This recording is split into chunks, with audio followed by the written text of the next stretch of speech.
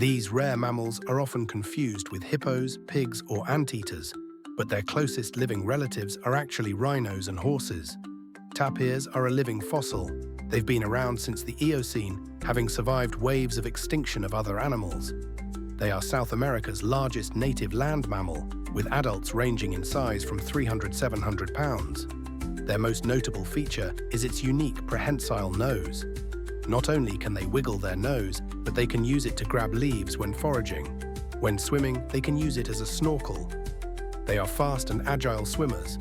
That's all for today, folks. Till next time, stay curious.